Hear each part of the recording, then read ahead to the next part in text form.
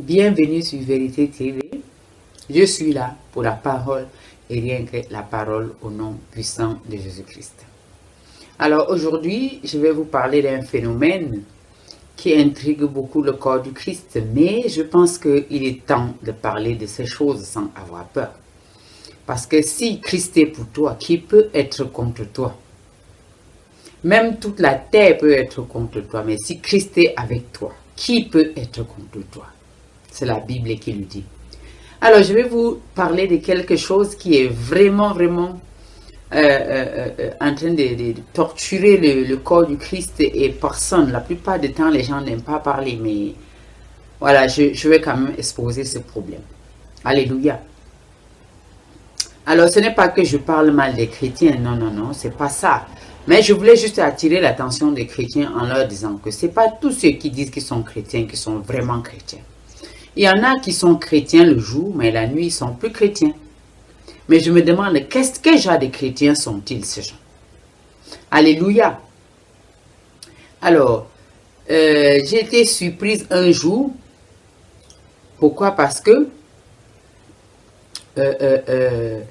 en ce moment-là de ma vie, j'étais un peu fatiguée, j'étais accablée avec le travail, j'étais accablée avec les histoires de famille.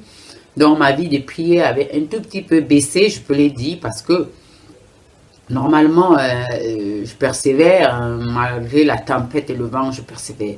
Mais en ce moment-là, j'étais vraiment dans un espace qui n'était pas très agréable pour moi.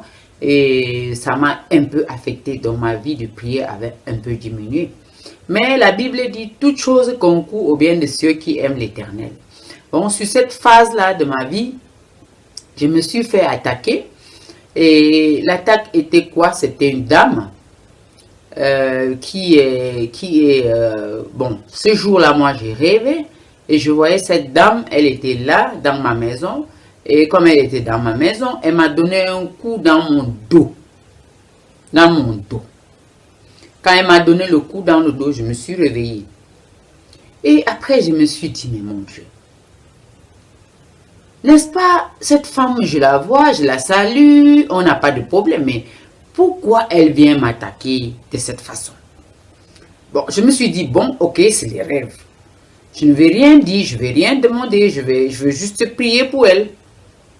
J'ai remercié notre Dieu à travers Jésus-Christ. J'ai dit, Seigneur Jésus, merci pour cette attaque. Mais tu m'as dit dans ta parole que toute chose concourt à mon bien. Alors merci pour cette attaque au nom puissant de Jésus. J'ai prié comme ça. Et puis, le temps a passé. Je voyais toujours la sœur, mais rien ne se passait. Et encore une fois, ce jour-là, vraiment, je peux dire gloire à Dieu. J'étais en train de prier, c'était très tard la nuit. Quand j'avais regardé l'heure, il était à peu près environ 2 heures ou 3 heures le matin. J'étais en train de prier et je voyais encore de nouveau cette dame qui apparaît comme ça dans ma chambre et puis qui s'apprêté avec ses talons à aiguille pour me donner encore le coup sur le dos.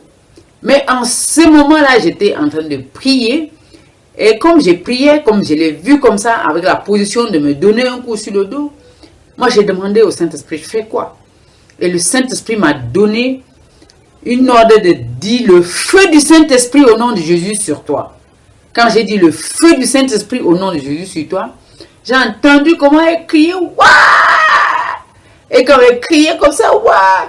J'ai entendu comment elle disait, ouais, ma marmite bouillante. Ah, j'ai dit, mais Seigneur, mais elle est même venue avec une marmite bouillante. Et elle est partie. J'ai dit, mais waouh, Seigneur, c'est vraiment terrible.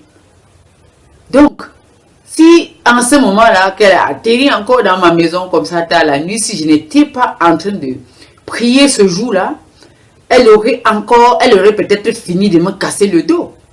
Et la marmite bouillante là qu'elle disait, qu'elle criait en partant, en disant, waouh, ma marmite bouillante là, qu'est-ce qui était dedans? Le Seigneur dit, mais elle a amené l'eau chaude. J'ai dit, mais Seigneur, elle voulait faire quoi avec de l'eau chaude? Le Seigneur dit, ah, tu ne connais pas. Il y en a des personnes, par exemple, tu dors dans ta maison, Le matin, tu te réveilles avec la main qui a tout gonflé comme ça. On soigne, ça ne se soigne pas. Et puis ta main, tout d'un coup, peut se mettre à pourrir. Alors, ça, c'est les attaques de nuit. Les gens marchent la nuit avec des choses pour maudire les autres, pour mettre les autres mal à l'aise, pour te rendre malade. Pourquoi? Je n'en sais rien, mais vraiment, c'est terrible.